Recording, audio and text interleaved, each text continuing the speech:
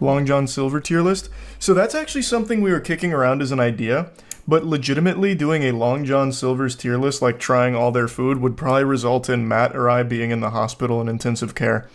I don't think there's a single, like, Long John Silver's fan in the world. I don't think it exists. Right now, in chat, is there anyone here that eats at Long John Silver's? Start there. Not even do you like it. Do you eat there, ever? Overwhelmingly no, with a couple of liars sprinkled in there about eating there often. I know you're lying.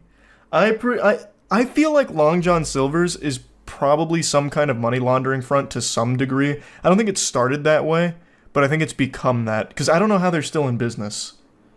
Every Long John Silver's I've passed for the last decade at least has been completely dilapidated, in shambles, and yet somehow it's still here. And nobody eats there. I ate there once and almost puked, which is exactly what I'm saying. Like, I feel like if we did the Long John Silver's tier list, it would end in some kind of catastrophic illness. I'm actually going to look it up. How popular is Long John Silver? Today, Long John Silver's owns and operates and franchises nearly 700 restaurants located across 38 US states and Singapore, generating annual system-wide sales of $413 million. Like, I think I've only ever had it once in my life when I was a kid because Joe's Crab Shack was closed. And I can vaguely remember my parents begrudgingly taking me to Long John Silver for, like, popcorn shrimp or something. You're just hating on LGS because it's fun. I don't think it's bad. Have some fucking shame, Glibby. Did you just actually drop an abbreviation for Long John Silver and get it wrong? LGS? It'd be LJS, and nobody's abbreviating Long John Silver's. They don't have fans. Nobody's doing that. That's how I know you're lying. You didn't even get the fucking imaginary abbreviation correct. But yeah, no, I don't think we'll be doing a Long John Silver tier list. It feels dangerous. I watched that, not to get like morbid or like really sad. I watched that video that went viral a little while ago about the woman who ate bad tilapia and had all of her limbs amputated because of the infection or whatever she contracted from it. I feel like that is absolutely a high likelihood at fucking Long John Silver's. Long John Silver hush puppies are S tier. Outside of that, it's dog food. He's a tier 1 Long John Silver CEO. How long have you had that account? You just made it. Yeah, created 2 minutes ago. Don't even try and, like, gaslight me into thinking there's real Long John Silver fans. Thanks to Resub Swift. I can see when you made the account. Scoundrel. The one in my town burned down, shit's whack. I am an LJS enjoyer. No, what you are is a goddamn liar. Stop. Just stop. I know you're not. I'm gonna look up their menu real quick, actually. I haven't checked their menu since we were ideating on doing a Long John Silver tier list. Thanks, Resub Hypo. Plus, Matt is already, like, pretty irpy around seafood because he got such bad food poisoning that it's ruined seafood for him. So I think this would put him in the grave if we did a Long John Silver's tier list. Man, I love this. I go to their... This website couldn't be more sad. I go to their website and I scroll down to go to their menu, and on and on their promotions, there's one item: cheese bites. It's the only thing they seem to be proud of. They have this whole promotion section, but there's one thing for cheese bites. Nothing else. It's not a very large menu. That's good. I'm glad they didn't make like a massive menu like Cheesecake Factory for this. LJS review win. I'm not memeing. I'm actually fucking afraid to eat at Long John Silver. I'd eat their chicken, but that'd defeat the purpose because they're a seafood place. But I would be terrified to eat this. This is like the idea I had a while ago to do a gas station food tier list and just try like the most revolting old gas station food that just exists in those fucking hot dog spinners forever and never gets changed out. And then we watched that Chubby Emu video on botulism contracted from gas station nachos, and I canned that idea ASAP. Immediately, I put that one on the shelf. Surprised you eat seafood? You're picky? I'm really not picky. I literally eat anything. I will actually eat anything. There's foods I obviously like more than others, but when it comes to Long John Silver's, I actually feel like I am risking life and limb for it. Like, it feels like I'm gambling on my health. My parents met working together at Long John Silver, probably because there was nothing else to do. Like, there's no customers. They'll just hang out, talk to each other, fall in love, bond. That makes sense. The way you describe Long John Silver makes it sound like they catch fish from the septic tank. They probably do. I have never seen an LJS that's in good condition. Maybe it's a Florida thing, I don't know. Every LJS I have ever seen in my life looks like a house in Minecraft that got hit by TNT. God damn it, now I'm tricking myself into, like, wanting to take the risk and trying it. Last time my dad ate at Long John Silver over a decade ago, it forced him to get gallbladder surgery. The food is dog food, but root beer is peak. Also, the one near my house burnt down and rebuilt. God, it's like Hydra. Why are we even talking about this? I forgot why this came up. Oh yeah, someone recommended a Long John Silver's tier list, and that's something that has been like something we've been ideating on at the headquarters for a while, but just are afraid to do. Because it's so gross. Do you think it's actually worse than Burger King? It's not fair, because I hate Burger King because I eat it and it always sucks shit. I haven't eaten Long John Silver's because I'm afraid of it. It's like the boogeyman of fast food to me.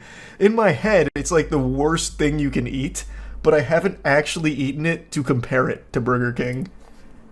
Check out their Big Catch meal. It's absolutely revolting. It's so bad health groups called it the worst meal in America and said that it's basically a heart attack on a hook. I love the name Big Catch. Okay. LJS Big Catch, huh? Long John... This was in 2013, so this is when people still accidentally ate there. Oh my god, this looks awful! Long John Silver's Big Catch is worst restaurant meal in America, says CSPI. I don't know what this is. I don't know that organization. That sounds like some kind of, like, shadow group that works behind the scenes in the food industry. This looks awful! 3 ounces trans fat drenched batter, 4.5 ounce fish. Lab test find 33 grams of trans fat in the meal of fried fish, onion rings, and hush puppies. And then announced that it'll discontinue the Big Catch. Oh no. Damn you! Look what they've taken from us. Not even the Big Catch was safe. Maybe they did like a drastic overhaul of their menu. Because this isn't on there. It was very simple stuff. Granted, they didn't look great, but it did seem very simple. It's piss yellow. It's like actual mustard hue. Like, how do you even fry something that ends up looking that way? I think these are the hush puppies up here. Those look fine. Maybe they're like cheese curds? I can't tell. I think that's the hush puppies, though. But this looks horrible. I love this sentence. Today, the CSPI formally notified Long John Silver's CEO Mike Kern that the chain will be sued if it continues to use partially hydrogenated oil in its deep fryers, and if it continues to misrepresent both the amount of fish in the meal and nutrition information for the side items. Long John Silver's is one of the very few reasons why I don't eat seafood to this day. I had it as a child in California, and I had it as a teenager in Florida. I won't be eating it as an adult. It sounds like a punishment. Like, eat your vegetables or your next meal will be at Long John Silver's. The kid just fucking starts housing it. No, not there! Please! A White Castle tier list would be so much safer. My dad loves White Castle. So I'm very familiar with White Castle. What are they using? Plastic fish? No, it'd probably be healthier if they were using plastic fish, though. Again, this was 2013, so maybe they're in a much better place now. But even still, I'm fucking afraid of it. How about a Chili's tier list? I don't know if I've said this before, but I'll say it now. I say this, like, to my friends. I think Chili's is, like, the best food you can get if you're aiming for that ballpark of quality. So I put Chili's in the same tier as, like, all the other ones, like Applebee's and all that. Chili's blows them out of the water. Chili's is so far above the competition in that genre, it's not even fair. Like, why would you ever go somewhere that's not Chili's if it's an option? If that's, like, where the tier you're trying to stay in. Long John Silver doesn't even want you eating there. When's the last time you saw a Long John Silver commercial? Great question. Do they even advertise anymore? Oh, also the comments from 6 months ago. I saw a video claiming nobody goes to Long John Silver's and it's mainly a money laundering operation. I've never been.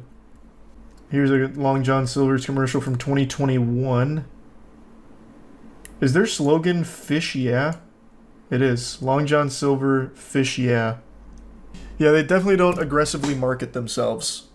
For good reason. The less people that go to their establishments, the less chance of a lawsuit from like an inadvertent foodborne death. If you search Long John Silver's fire on Google, you're greeted with dozens of separate LJS locations that have randomly burnt down. Well, there's also just so many of them that I imagine just pure numbers game, that's bound to happen. Like, I bet McDonald's probably has the same phenomenon and Burger King and all that. I don't think it's exclusive to just LJS. The city says the fire was quickly put out, but not before it caused fire, smoke, and water damage. Luckily, nobody was inside. Alright. So that was a month ago, so it looks like this shit's burning down all the time. Everything in the world is becoming a subscription service. Get ready to set aside a monthly allowance for air premium when you start getting charged for every single little bit of oxygen you breathe once they find a way to monetize that. It's just such a frustrating trend. It's worse than Tide Pods, honestly. But what's even worse about the subscription plague is when some services make it very difficult to cancel, making it a ton of hoops that you have to jump through and just a complete nuisance. And there's no industry worse about this than journalism. I don't know what's happened to journalism, but it is fucking atrocious. Not only like the quality of articles, but even just the ability to access articles.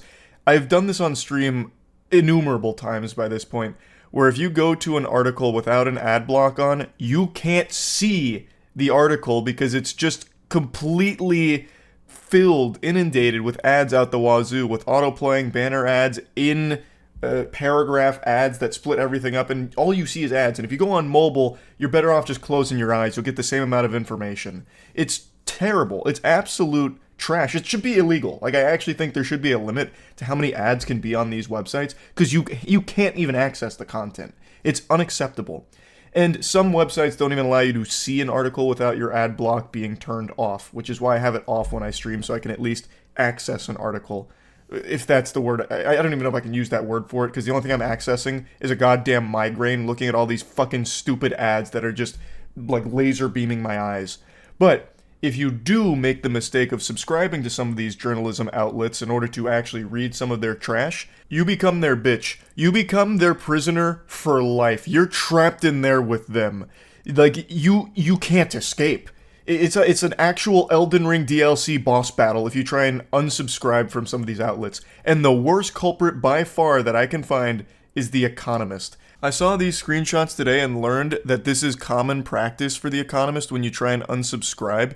There are so many posts on Twitter and Reddit, as well as just like other forums, that document how painful of an experience it is to unsubscribe from The Economist, because they make it as difficult and complicated and long as possible in the hopes that you'll just give up and just keep your subscription.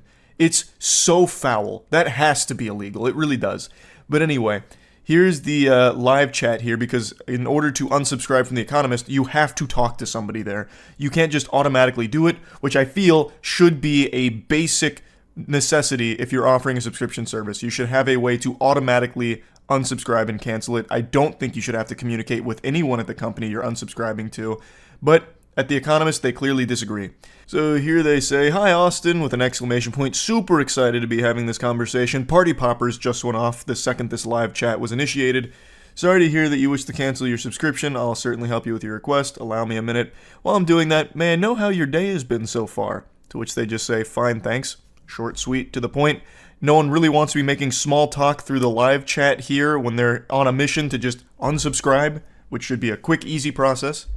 They go, "I'm glad to know about your day, Austin." Yeah, pumping their fist. "I'm glad to know about it.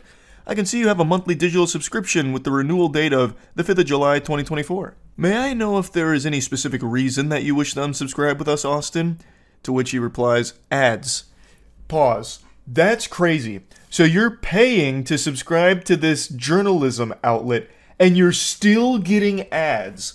I was under the impression that if you subscribe to one of these outlets, you don't get ads anymore, and you actually get to read what they publish. That is shocking that you're paying to still get ads on these fucking websites. That's like malware. These journalism outlets are like actually malware you're paying for, I suppose. That blows my mind. Thank you for the information. I'm sorry the inconvenience this may have caused. If I may know, how do you access the content? Through app or website? I love that you have to take like a fucking exit survey here just to unsubscribe. Lovely. What a great process. Website. I'm not trying to be rude, but can I please just cancel without all these questions? Exactly. No one likes to be interrogated about wanting to unsubscribe from this service. It's ridiculous. Thank you for the information. Apologies for the hassle. I will help you with your request. Thank you for patiently waiting. To explain, The Economist ads are clever, witty, and thought-provoking. They're driving like this hard sell on like, well, actually, these ads are incredible. We have innovative ads that use these things called jokes. Humor is actually one of the most important things of The Economist, because we believe if you're reading The Economist, we gotta put a smile on that face. And we do that through these extremely clever and witty ads. Oh my god, it's so fucking dystopian. They engage readers by making them feel part of an elite club. For instance, iconic ads imply that reading The Economist makes you smarter or more informed. Like most media outlets, The Economist relies on advertising revenue to sustain its operations. Ads help cover production costs, pay journalists, and maintain the quality of content. I have no doubt that customer service is trained to do this. It's not something they really want to be doing. But holy shit, that is such a crazy thing to attempt. Like, oh, you're leaving because of ads? Are you sure? Our ads are witty. Like, ads should be a reason you'd want to stay. Our ads are so good. Like, I can't believe you'd want to leave because of ads. That's kind of a stupid reason. Let me explain to you why you should stay. Because these ads are so fucking good. I also love trying to guilt them a little bit, like, well, ads are a necessary evil. Well, excuse me, not evil, a necessary blessing to our readers because they help sustain the website and pay for all of these costs. Well, what the fuck is the point of the subscription service then? Like, you're double dipping. If you're subscribing to something here, you shouldn't be getting ads on top of it too. At least I don't think so. Or at the very least, non-intrusive ads. If you're still going to put ads to subscribers, it should at the very least rule out the possibility of getting in-video ads, banner ads, in-article ads, fucking audio blasting ads. Like, it should... If you're going to put ads into these subscriptions, I suppose, it should be the least intrusive ones, like at the very bottom of an article, perhaps. Like, it's stupid. This is really stupid. But above all, you should just let people be able to unsubscribe without this kind of hassle. This is absurd. So, it's not just, a live chat that you have to go through, though there is so many screenshots from people having almost identical experiences with the Economist live chat when trying to unsubscribe. There's also been cases where they kind of require you to call if you don't want to wait in a live chat queue. So your options are either call the Economist or go through this song and dance with live chat. Like, that's so inefficient and just a complete waste of time. And it's on purpose, because like I said, the idea is if you make it a long, tedious process, most people... Or not most people, some people will probably just be like, okay, fuck it, I'll just keep subscribing and I'll occasionally read this, I suppose. Like, it's just one of those things like a gym membership. Gym memberships are notorious for this, where if you try and cancel a gym membership, they require you to go in there in person in some places in order to cancel it, and for a lot of people, that makes it a lot more inconvenient, so they end up pushing it and procrastinating, so they end up paying for it longer than they planned on. It's that same practice here from The Economist, but worse, because now you have to directly be interacting with and being guilted by and getting fucking, like, car salesmen on by their representatives at The Economist. It's unacceptable. Now let's take a closer peek here at the process. Cancel your subscription. We're sorry to hear that you would like to cancel your subscription. Best way to get in contact with us is through our live chat service, which is open 24/7 and directs you to that service. Why do you have to get in contact with them? Why not just offer like an automatic cancellation service as opposed to a live chat one? I think that's a little much, but whatever. Alternatively, if you don't want to wait there, you can find some phone numbers with a dedicated service center that will be happy to assist you. So you get to contact someone directly who will be giving you these sales pitches as you're trying to leave the service. And if you look to the right there, you can see the live chat that this user has started. Before I process your account, I would love to tell you about the Espresso app. The Espresso app from The Economist, which is a slimmed-down version of The Economist, offers a condensed experience which you can fully personalize to what you enjoy. It's super popular for people with less time on their hands. You can stay connected to the content while commuting, running, or doing your grocery shopping, and you have access to another free trial. It costs $12.90 for the month, or $129 per year. Sorry, it's a little blurry there, I couldn't read that. So they're trying to unsubscribe from The Economist, and while they're trying to process that request, they're trying to pitch them on another service from The Economist, an app that does the same fucking thing, but in a different way. Who the fuck thinks that's a good idea? Oh, I see you want to leave The Economist. Well, have you thought of downloading The Economist app, our partner companion app? Well, here's why you should do it, and here's the cost for doing it. Would you like me to sign you up? I can do that real quick while I'm processing your unsubscribe request. It's a standalone app which you will have to download from your Play Store or App Store and use separately. I can switch you to the free trial Espresso today. This offer will reduce your payment from $29.90. Jesus Christ, it's just ridiculous. I can't even keep reading it. It's so absurd. Anyway, I'm not going to keep ranting about this. You get the point. If you're offering a subscription service, offer an easy, convenient way to cancel it. That's it. That should be an actual law. That if you have that, you must also have a way of getting rid of it easily without it being a complete fucking nuisance. That's really about it. So yeah. I just learned about a job that I would have never imagined would actually exist, let alone be successful. A baby name consultant. That is a real profession right now. Some expecting parents aren't coming up with names on their own. They're hiring baby name consultants. Can you believe such a thing exists? Some parents turning, unbelievable, to naming consultants on platforms like TikTok to help them find the perfect fit. The baby naming industry has sort of blown up. Colleen Slagan owns Naming Baby.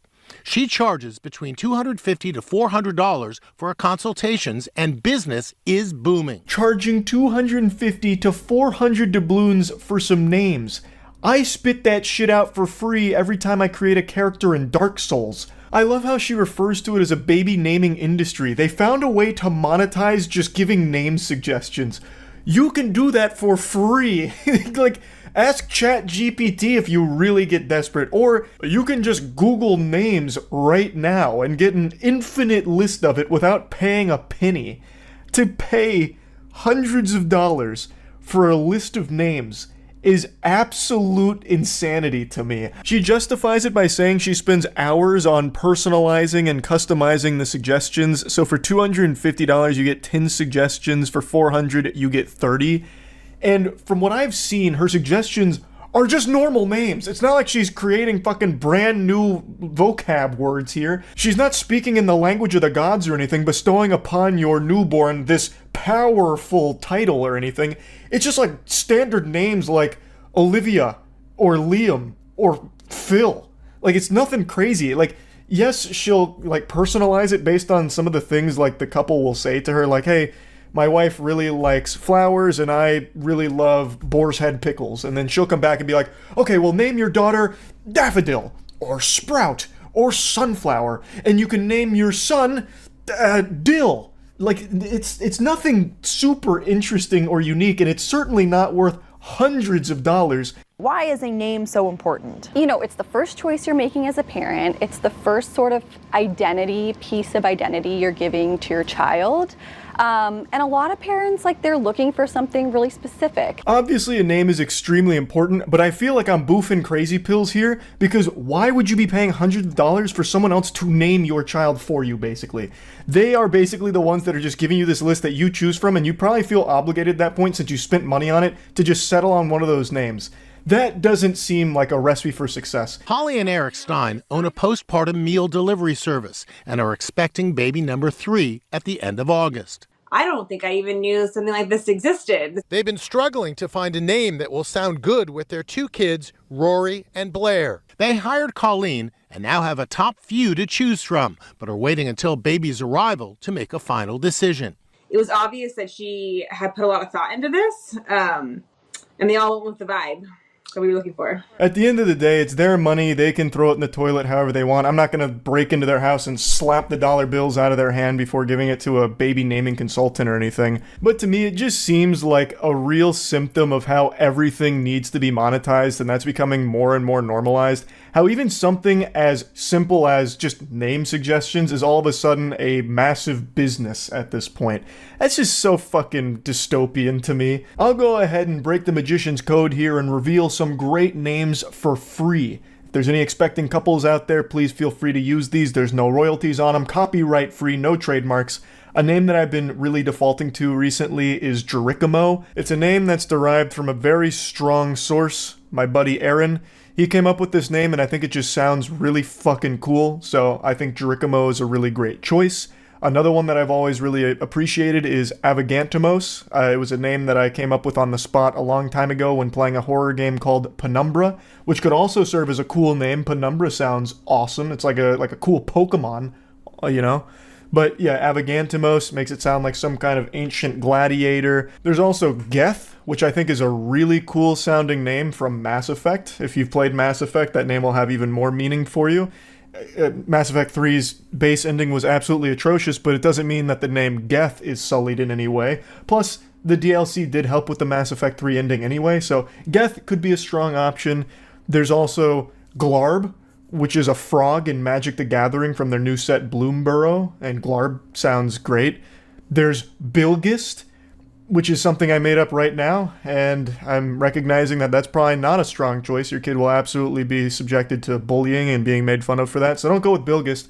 But all the other options I listed, those are cool, and I didn't charge you a penny for those. She provided examples on her website about how a consultation kind of goes, so after you fork over a few $100, this is kind of what you can expect. You'll send her a message kind of going over the situation, all of the lore. So in the example here, they explain that they're not loving any of the names they've brainstormed for baby number 2, the sequel. They have a daughter named Lola. There's a couple names they're considering, like Killian, Otto, Merrick, etc. And for the most part, they're not nickname people. They kind of want more uncommon names. That's basically the gist of it. Colleen then takes in all this information and starts computing. She gives her opinion on the names they're considering, as well as giving them her impression of their style. So she says their style feels very vintage, timeless, and ahead of the trends, and that she gets a guy in the beanie at the coffee shop, old soul kind of vibe. Which honestly almost sounds like an insult. Those sound like fighting words. I'm surprised an argument wouldn't break out in this example here. Like, what do you mean? That's not my vibe at all. But then she gives her perspective on the names that were vetoed. And all in all, it basically just kind of plays out like taking an old BuzzFeed quiz. Like, it doesn't really have anything super useful here. It's just her kind of just saying about the names and the impression she gets. Then she gives her name suggestions, and I'll go over a couple of them. So she said that the common denominator between all of their names is that they are uncommon. So she tried to keep that in mind and then came up with Jennings. I'll go ahead and take the liberty of vetoing that one on behalf of the couple. That feels like it's the polar fucking opposite of the vibe they were looking for. Jennings sounds like a butler. That sounds like someone Bruce Wayne would have hired for a minute if Alfred went on vacation. She then goes on to try and explain why she came up with that name and says that it feels related to Jameson but a little more unique and a little less preppy. Completely disagree. That sounds like one of the preppiest names you can have. She then says that she thinks Lola and Jennings both have the cool factor and make a great sibling set. Whatever that mumbo-jumbo means. Her next suggestion was Briggs or Brig. She then says that it's another surname that reminds her of Banks, but a little less Mighty Duck. It feels like a fresh take on Brooks, which is getting quite popular.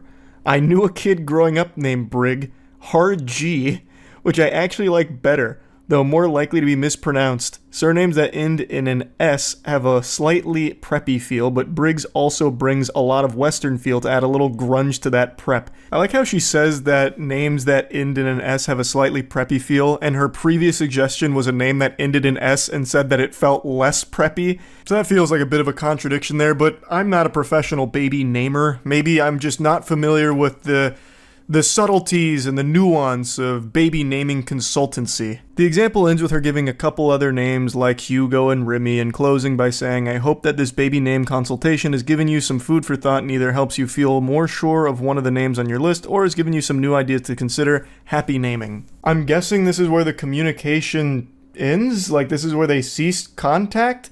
I'm not really sure how this works, but I was looking up if you get a refund if you don't like any of the names that she suggests, or if you can request additional names for no extra charge if you just didn't like any of the first batch. And I can't find anything on that. I don't know if I'm just missing it on her website. It's kind of set up in a weird way. But just imagine paying $250 for 10 names and you don't like any of them. What a huge, colossal waste of cash right there.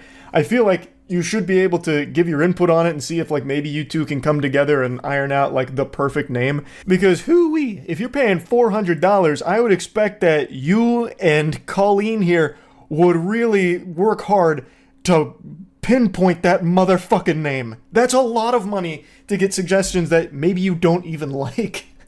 So I can't find any information on what happens if you don't like the names, but I still think that this job is such a weird one. This is something people do for free and should be free. You're just asking for naming suggestions. Why are you going to be charging hundreds of dollars for that? But anyway, just had to talk about this a bit. That's it. See ya. I believe resellers are deserving of no respect and have one of the most shameful professions imaginable. It's one of those things that's like a blemish on your own reputation if it comes out that you're a reseller. That's one of those things where if your family finds out, maybe they stop inviting you over for Thanksgiving. I think it is just so unbelievably cringe, scummy, and pathetic.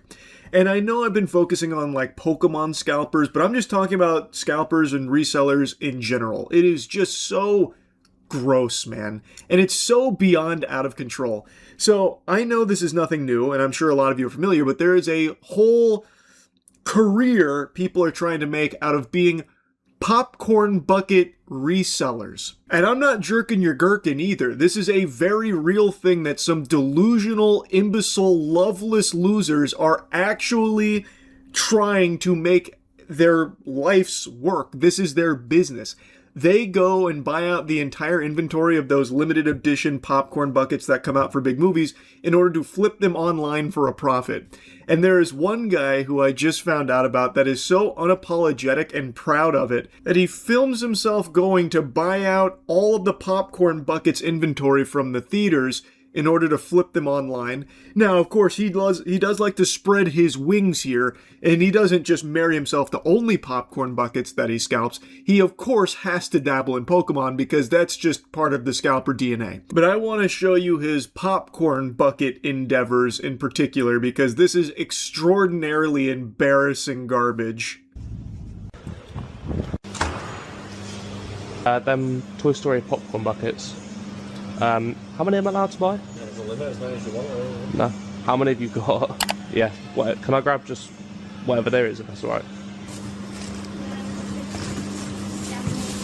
It's wild to me how we've reached a point where we actually have to implement buy limits on every single item ever produced because goobers like this exist now. Where if there's not buy limits, they'll just buy fucking all of it in order to flip online. Even things as simple as squishy fidget toys like Neatos and shit. People are slitting each other's throats over so that way they can flip them online for a profit with their big markups. And now, popcorn buckets in the crosshairs here from the reseller plague here. These fucking cockroaches. You're right to get the Buzz Lightyears from Bastion.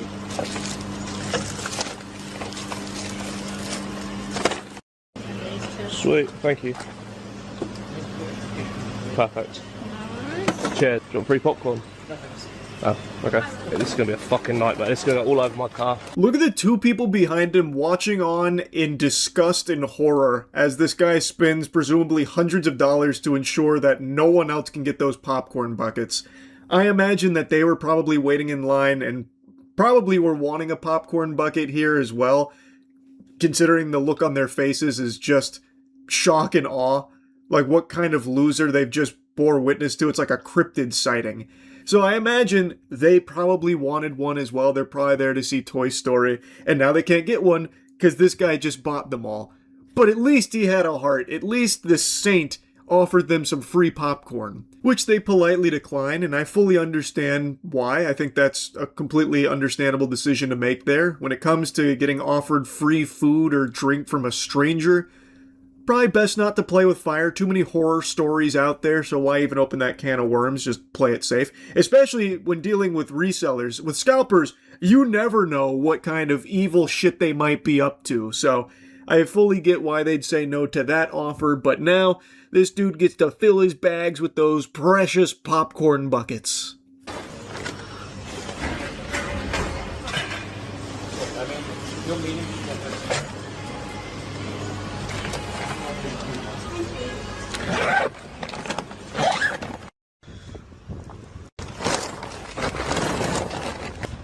Luckily, he was able to get all of it into his car. Thankfully, I was really praying for him there, and, well, it worked. It came through. He was able to get all those popcorn buckets into his vehicle, and now he's got a lot of free popcorn as well.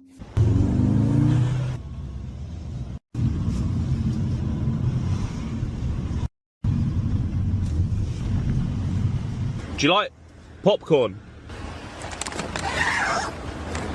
Like, loads in there. Oh, now, take a lot of it if you want it. Go on, I'll give it to the lads. Do you want all of it? Yeah. Yeah, please. Have you got a bag? I've got a rucksack here. Yeah.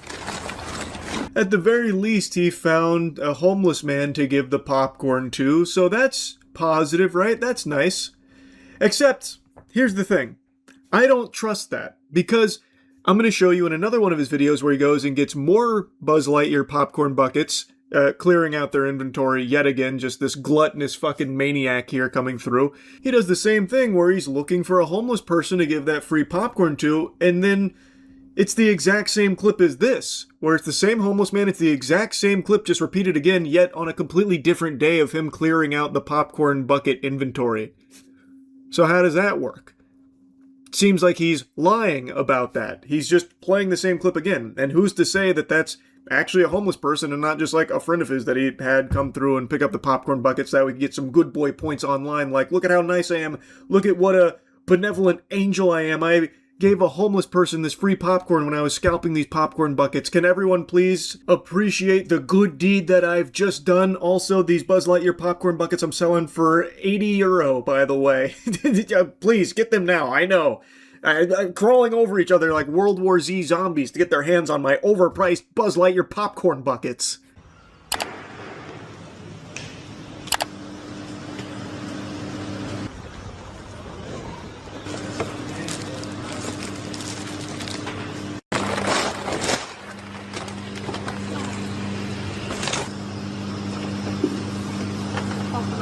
Yeah.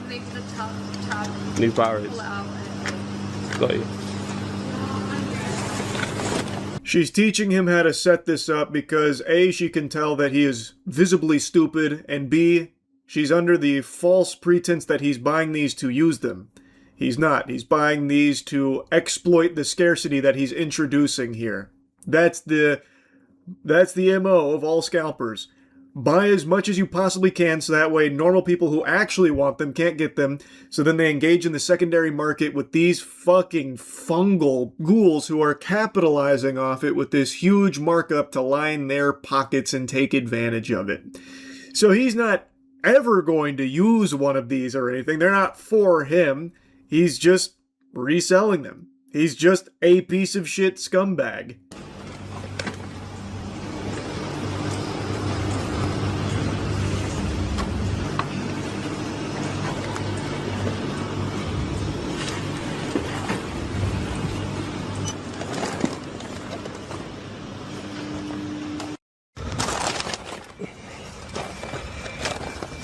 Oh, mate, what the fuck?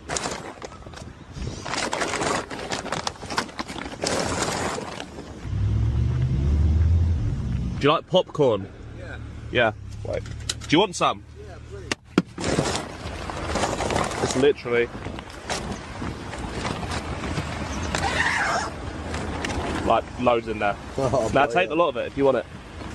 Go on, I'll give it to the lads. Do you want all of it? Yeah. You see what I mean? It's just the exact same clip that he copy and pasted here. So that is fraudulent. I'm assuming that with this popcorn bucket haul, he just threw away the free popcorn. He had that popcorn in his trunk and it wasn't look like it was fitting, so I imagine he just threw it in the trash, just wasting all of that food. Clearly didn't want to show that to the audience, so again, he went back to the old tried and true, the El Clasico of I gave it to a homeless person. Look, here's the clip, even though it's the exact same clip from the other video that he's just repeated, and it can't be from the same day or anything because this time around, his popcorn, his free popcorn, was in a different bag in the trunk, not in the back seat. So it's just, I don't know who he thought he was fooling with that.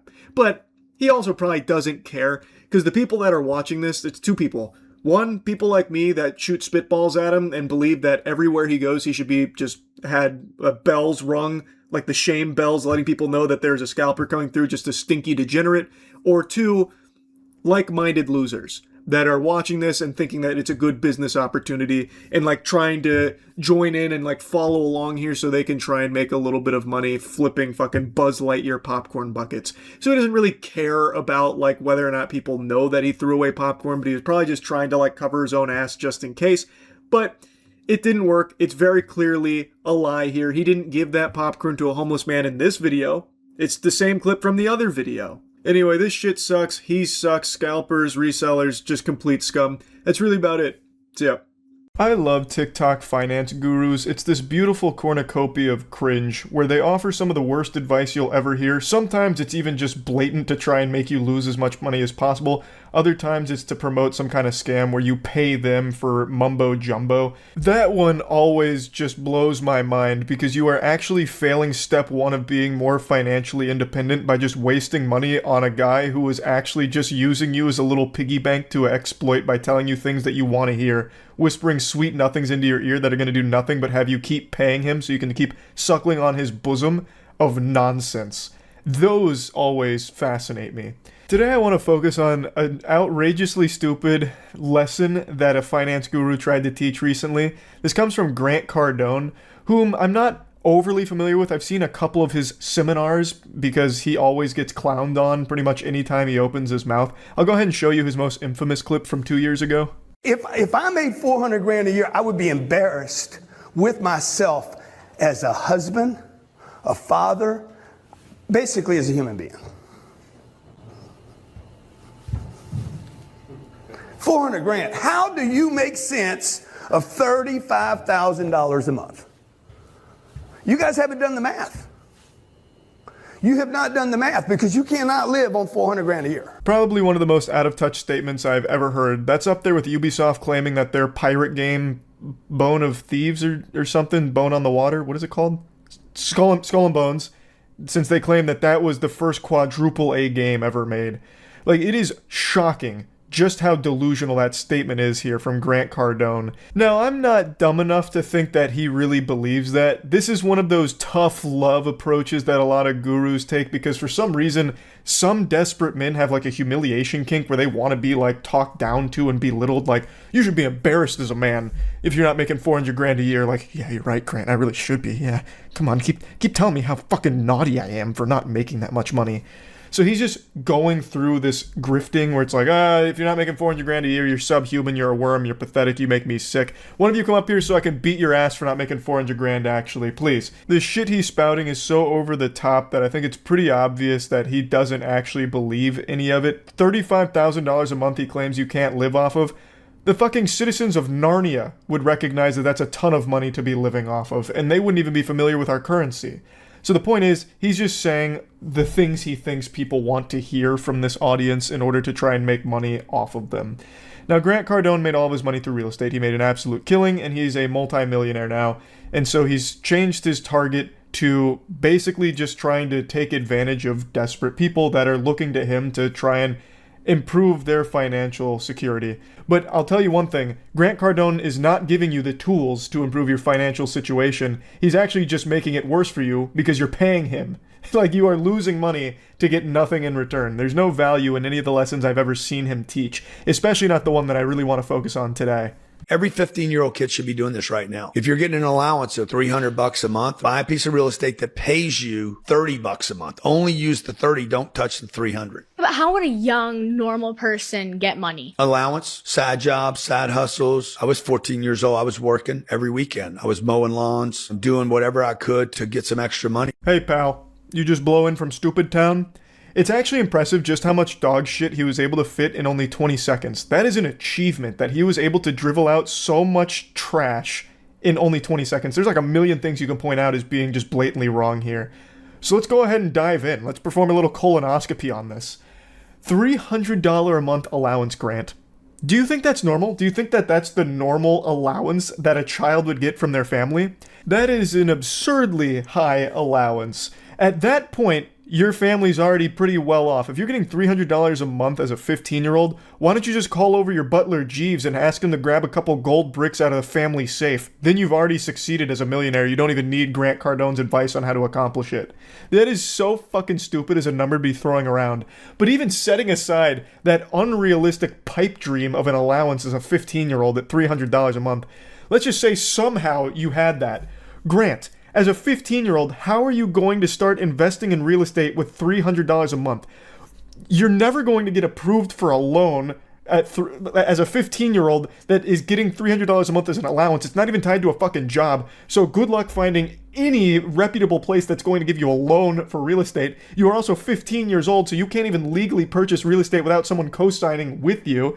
And $300 a month isn't a lot to start looking for real property. That's at best maybe like a $45,000 property that you could maybe get access to under the most unrealistic of circumstances. You're better off finding the Lucky Charms mascot's pot of gold than you are finding a house, any property at all, for $45,000 in America right now with the way the housing market is. That just doesn't fucking exist. But you know what? We'll continue to inhabit this ninth dimensional fucking wonderland that Grant Cardone's brain seems to be trapped in.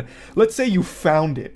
You're not getting a loan. At $300 a month, you're going to have to do a down payment on this property, and that down payment's probably going to be multiple thousands of dollars, which you're not going to have from the $300 a month unless you had already previously saved up for a couple of years beforehand to afford this down payment. You can't do this. It's impossible. It's actually impossible. And Grant Cardone is a real estate multimillionaire. He knows this, but he thinks everyone that follows him is a stupid fucking bumbling Neanderthal. And he might be right, I guess, if anyone actually thinks this is legitimate advice that he spouts out of his fucking mouth. This is so foul. It's so wrong. It's unbelievable. I also hate that so many kids see this, and I bet there's a not small number of them that actually think this is what they should be doing, being told that this is what every kid needs to do in order to make money. And maybe one day down the road, against all the odds, a 15-year-old does actually succeed and become a landlord. My heart breaks whatever family has to deal with that nightmare, that hell. In between tilted tower drops on Fortnite and playing Roblox with the squad, he then goes and collects money from his tenants. Oh, God, that's so miserable to even think is a possibility. But in Grant's world, he thinks that's what kids should be doing. It's actually incredible how often the financial guru advice boils down to step 1, start rich, or step 1, don't be poor. And he's even brainwashed his own daughter. Like, she does some videos on his TikTok page, and I'm not here to, like, insult her or anything. It's definitely not her fault. She's, like, 15 years old. But her father has really convinced her that this is, like, a normal thing that every kid has access to. So she posted a video about how she's going to be a millionaire before she's 20, and gave advice to kids her own age on how to accomplish a similar feat.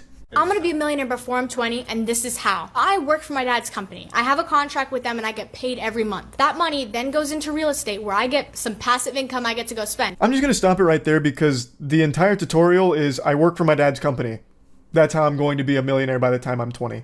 And it's not like she really works for the company. She gets an allowance from her father, which is like 50 grand a year, at least according to TikTok, where he's giving her like bonuses based on performance of TikTok videos. So the advice is literally be born to a rich family. Like, that's not something most people can follow. 99% of the population is going to fail step 1 there because they literally can't just work for their dad's multi-million-dollar company. It's not feasible. And yet, this entire page, Grant Cardone's entire online career is built around selling this kind of nonsensical idea. Oh, it's so easy, everyone can be rich, just give me money and I'll unlock the secrets for you. And then the secret is basically, hey, don't be poor. Invest in real estate at 15 years old with your $300 a month allowance. What, you guys weren't doing that already? It's so easy, come on. But anyway, I just wanted to shoot some spitballs at Grant Cardone a little bit here today. That's really about it. See ya. Lying on a job resume or bluffing your way to a job that you have absolutely no idea how to handle isn't the most uncommon thing in the world. My favorite example of this is George Lazenby, who played James Bond for a single movie. He made up his entire resume, lied about all of it in order to land the role, and played it one time and quit. Dude had no acting experience at all and must have forged the best summer reading report of a resume ever. So he got to be James Bond on Her Majesty's Secret Service, and I love the poster here. Far up, far out, far more. James Bond 007 is back. More like fucking Lames Bond. Jesus Christ, that hasn't aged well. That goes to show you how much we've evolved. That is not the best tagline now, but I do appreciate it. Point is, forging a resume, making shit up in order to get a job, that's not unheard of. And today I was thinking back to some classic controversies and examples of this happening, and I remembered like 4 or 5 years ago, there was a couple cases where people pretended to be sign language interpreters and landed roles in major productions such as news broadcasts or events and concerts, and eventually people that actually understood sign language called them out because they were signing complete nonsense. It wasn't even close. It was blatantly way off. They were up there just doing the fucking scat man with their hands, not making any sense. They were up there like popping and locking, doing like TikTok dances basically, and calling it sign language. Happened again. Another sign language interpreter accused of signing total gibberish. This time it was at the police news conference announcing an arrest in the Tampa serial killings. We will be charging 4 counts of first-degree murder. I don't know American Sign Language, but I do know she got one of those right. 4. I understood that one. A pretty high-profile case here, a serial killer, and I bet all the viewers that are hard of hearing must have been beyond confused as to the report that was being delivered from this lady. Standing off to the side, apparently translating every word, this woman. We received over 5,000 tips in this case. But it turns out, much of what she was signing was nonsense. She waved her arms around like she was singing Jingle Bells. I've got to admire the fake it till you make it attitude here, but unfortunately the only thing to make was a fool of herself. I decided to look at comments, which is usually very ill-advised. When you go into the YouTube comments, you're going into the swamp. But I really was curious if she was signing any real words at all, because even to my stupid, smooth little reptile brain, some of those did look like actual sign language, movements. And it turns out she was using some words correctly, such as kill and murder and arrested. However, most of it was gibberish. Most of it was just actual mumbled nonsense. So when she was doing all that stuff with her, fingers, none of that was real. I could have been up there doing, the Hunger Games Mockingjay Part 1 salute, and I would have been making more sense than she was. It's also wild to think that anyone hard of hearing that would have been watching this broadcast might have been concerned for her health, because the way she's signing would have been like having a stroke. A ton of gibberish with a few words that get mumbled out would have been like going to an auction during a bidding war, where the auctioneer is just going fucking hog wild, like, yeah, do I hear 5 5? I do I hear 5 5? I'm going on, going 1 2 I hear 5 5 5 5 5 5 5 5 5 5 25 5 5 25 5 5 25 over there 5 5 5. Says one outraged sign language expert. The woman, identified as Derlin Roberts, has a string of arrests for fraud. So how did she come to be translating at last week's high-profile police news conference? I just didn't ask enough questions. I love this section where he just kind of pops in like, yep, it was me. I'm the fucking idiot. I did it. Like, he's just very upfront and honest, like a parent that caught their kid stealing a cookie from the cookie jar and just folding, like, no, it was me. I did it. It's my fault. I'm the dummy. Point and laugh at me, shoot your spitballs at me. I know. It was me. Also, at a certain point, I just have to admire this lady's grind. She was born for one purpose. Trolling. Like, her whole life has been nothing but fraud, and she still continues to go down that path. And she wasn't even getting paid for this, by the way. She did this just for the love of lying. So she had no experience signing, she also had a history of fraud, and still landed the biggest sign language interpretation position of that year.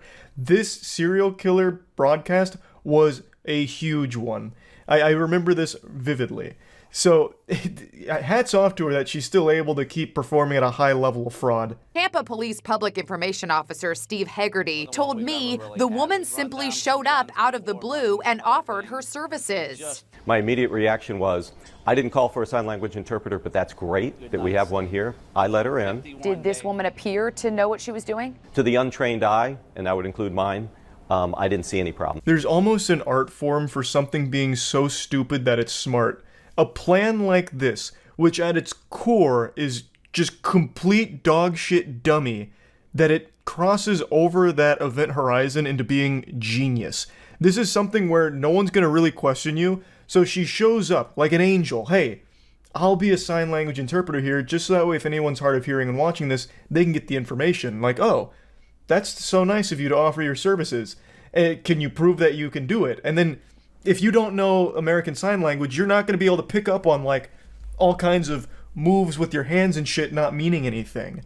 So she could have easily faked her way into it, and she did flawlessly. Like the guy said, to the untrained eye, he had no red flags being tripped off, and they're not going to really background check someone that's offering their service for free, because what would be the incentive? Like, why would they be lying about it? This latest embarrassment comes 3 months after it was revealed that the sign language interpreter at a Hurricane Irma news conference, also in Florida, made no sense. The time to act is now. Haggerty is summing up the latest goof. We won't be using that woman again. Cops say this was not a crime, but it was an ethical violation. So we're going to get to that other sign language blunder in just a moment, because it also happened in Florida, and I also remember that one as well, because I'm from Florida.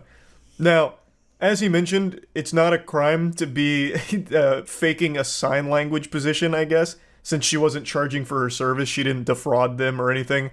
She just lied to them and pretended she knew what she was doing. They got pranked, basically. I bet she was giggling the entire way home that she actually pulled this off. She must have like a Facebook group that they do these high-profile pranks in or something. Like, I don't know why she would do this, other than just having fun with it, which is still such a wild activity, like a wild hobby, to just pretend to be a sign language interpreter. The time to act is now. It was an urgent Hurricane Irma evacuation order, but look at the sign language interpreter on the right. He's actually signing total gibberish. What's he really communicating to deaf citizens caught up in the hurricane crisis? Words like pizza, monsters, and the sentence, help you at that time to use bear hug. This situation actually has a lot more nuance compared to the last one. In the last one, it's like that Shaq meme, I'm unfamiliar with your game. I don't know why that lady pretends to be a sign language interpreter, especially when she's not getting paid for it. She does it just to make the whole broadcast silly and goofy. A mere mortal can't possibly understand her deep, complex motivations for why she fakes being a sign language interpreter. But in this case, the guy did not want to do this. He was forced to. And he actually does have a sympathetic background and actually does have experience with sign language, but told them he wasn't comfortable doing this and didn't think he was cut out for it.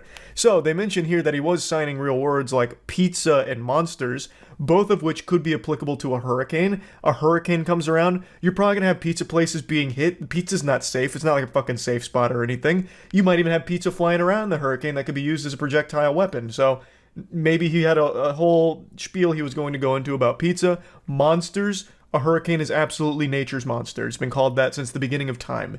And then about the bear hug. You know, better hug your loved ones because you might fucking lose them in the hurricane. There's plenty of ways of spinning that where it makes sense. But point is, he was using real words and actually stringing together sentences. They just didn't fully make sense at all. Deaf actress Marlee Matlin posted, "This is outrageous." Please heed our warnings. The interpreter's name is Marshall Green. Officials in Manatee County asked Green to step in because no one else was available. His mom, brother Morgan, who is hearing impaired, and Morgan's fiancée Chauncey are coming to his defense today. This is where the plot starts to thicken. You can see where the narrative is about to get real convoluted and confusing here. So, they called upon him, like Batman with the signal in the sky, in order to be the sign language interpreter for the evacuation orders for Irma.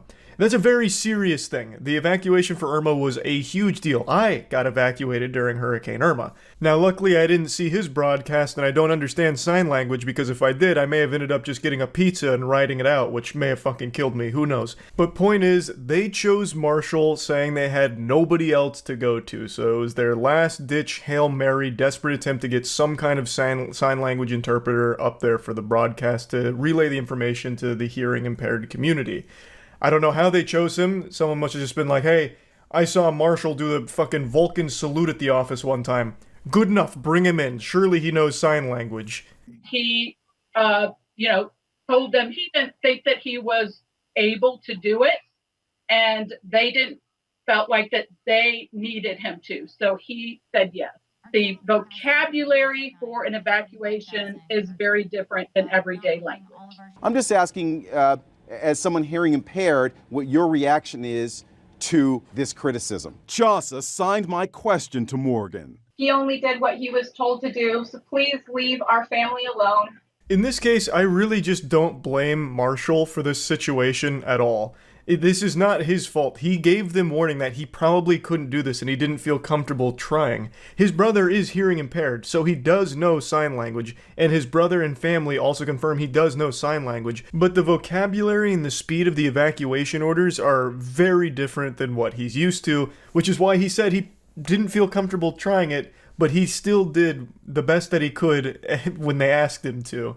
So I do really feel bad for him and the family here, because this is really not his fault. He didn't want to be there. He didn't lie to get there, and he didn't try to, like, fuck the whole thing up. But anyway, I just wanted to talk about these because they popped into my head this afternoon, because I remembered there was so much sign language controversy for like a year, where even outside of these two cases, a couple other sign language interpreters were revealed as complete frauds, and they were ones that actually traveled with bands and rappers where they'd like sign the songs, and it turns out they weren't even signing anything close to the songs, so the whole thing was just a wild little trend almost, and just want to talk about it. That's about it. So yeah. Have you seen the Scintbird CEO? She does a podcast with her eyes closed to talk to spirits and said Hitler wasn't bad. What? The Scintbird CEO does this. Wait. I know Scintbird. Yeah, wait, you're right. The Scintbird CEO claims to be a spiritual medium. Or, sorry, not a spiritual medium, a spiritual guru. The co-founder of the Netflix for Fragrance, Mariah Nuraslamova, has been moonlighting as a spiritual influencer. Comments on extraterrestrials, The Matrix, and Hitler have recently attracted negative attention. Your teeth are not randomly crooked, there is a spiritual meaning. Every little aspect of the tooth is a map, right? This sounds beautifully unhinged. You see they found a cave on the moon? Oh, we got moon troglodytes now? That's pretty cool. This is I can't find the clips anywhere else right now, so right now, completely reliant on the YouTubers here to bless me with this info. I want to see these readings. Version of the Matrix will be the default one. The 5th version of the Matrix is actively being incubated, and according to Maria, it's showing really good signs and is looking promising. Now there is a new version of the Matrix that's being currently incubated. The 5th version of the Matrix. Matrix and, 5? That one is showing signs of really good promise, so... Maria mentions having a direct... Wait a minute, I need to go to our website. There's a Matrix 5 dropping? This is Maria. She is the CEO of Scintbird, which I think many of you have probably seen through YouTube sponsors. They were pretty big on influencer marketing, from what I recall. So when you are inviting black into your body, you're not inviting demons, God forbid. You're not inviting evil into your body. You are inviting this moldable substance that contains all life inside, that contains all light inside, that contains the entire spectrum of everything. Okay, so she's about to cast a hollow purple. I don't really care about that. Where did she do like the spiritual readings, like where she talks about Hitler and everything? I don't need to know about her curse technique.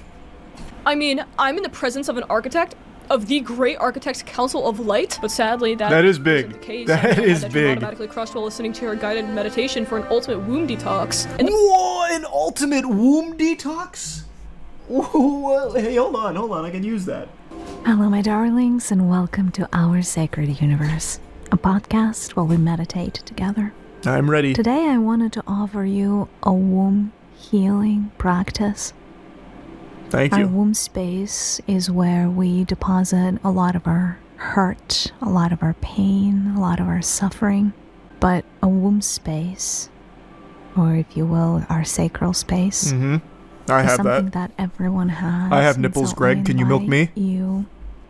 If you haven't checked out my book yet, no, hold on. I don't need the hashtag ads here. Just give me my womb needs a little bit of assistance here. Keep breathing in and out. Imagine I just have a full body orgasm from this. Your breath to ground and center yourself.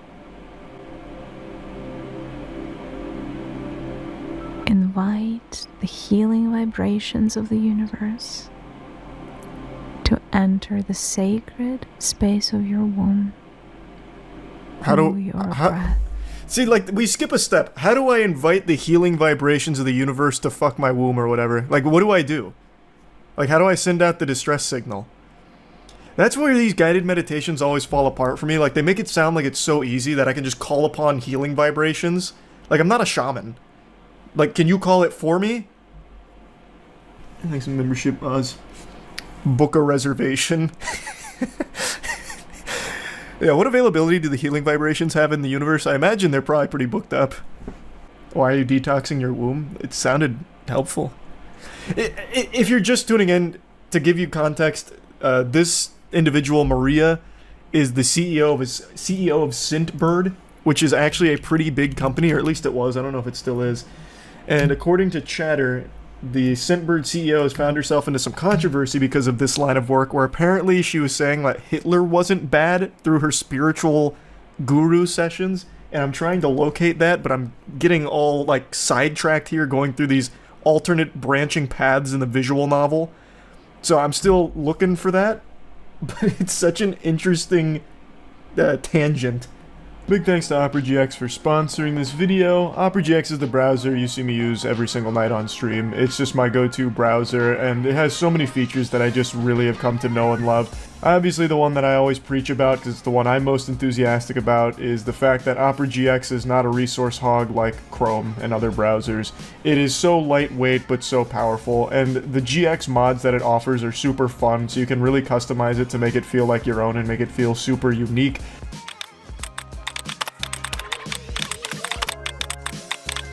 There's just so many things you can change and tinker around with. There's so many different ways of integrating extensions that you're already used to in other browsers to seamlessly transition them into Opera. They have the GX store. They just have so many features. The hot tabs killer, forcing things to go from flashbang into forced dark mode, so you don't have to go to a new website and then just get blinded by a bright light. It's just the best browser, in my opinion. So, big thanks to OperaGX for sponsoring this. You can download Opera right now for free by clicking the link in the description. The dark truth about coffee, it is a toxin that darkens your aura? What? Coffee is bad for your aura? It also darkens our aura as it does. As it does so, as it works with our body. So it's almost like when coffee gets into your aura, it creates these little anchors or these little dots of itself. It's almost like it gives an energetic imprint into your body. What? And though that energetic imprint is kind of what causes an addiction, because it's gonna... The energetic imprint is what causes an addiction, and it darkens our aura through that. How the fuck does it touch my aura?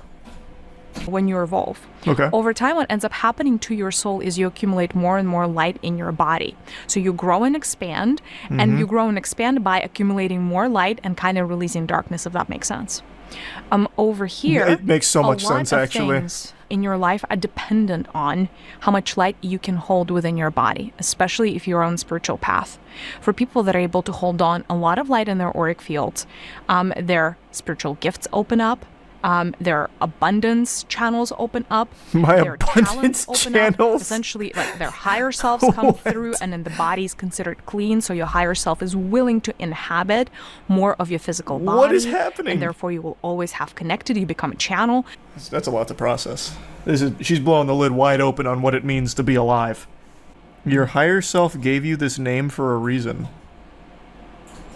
I mean, it's my dad's name. Is that the reason my higher self gave it to me? These are so interesting. I'm never going to find the video where she's apparently talking about Hitler. I'm just going to keep going down these wacky fucking titles.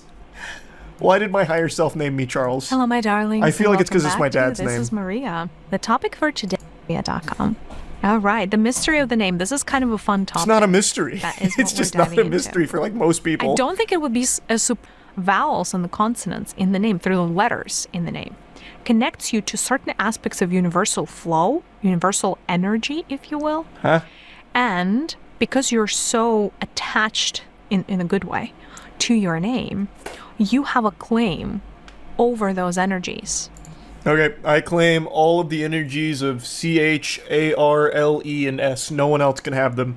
That's my domain now, and I'm kicking everyone else out. Eliminate pain and heal a specific organ or part of your body. Teaching you how to use the Force. Are you a star seed? Yes.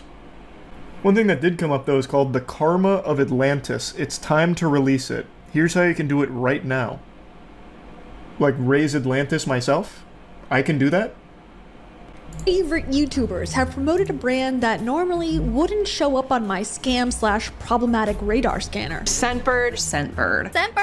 Scentbird. Yeah, I told you it was a big thing. Told you that. That at least outwardly, because the CEO of Scentbird, Maria Nurislamova, stinks. Our bodies choose to miscarry children.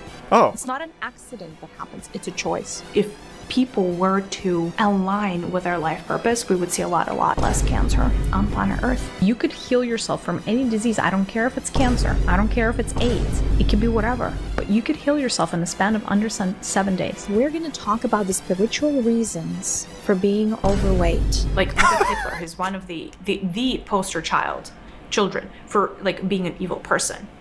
Do you know how many millions of souls benefited from learning from the experience that he has created? So is he evil? Not really. I don't think so. Wow, Maria. Those spiritual sessions are sending you down the loony path.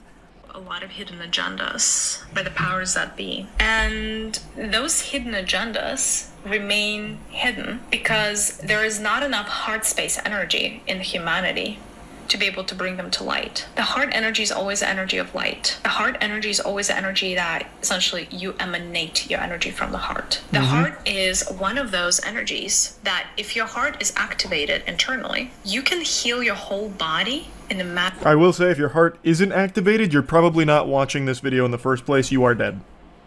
Most likely. Bearing some, like, very fringe cases.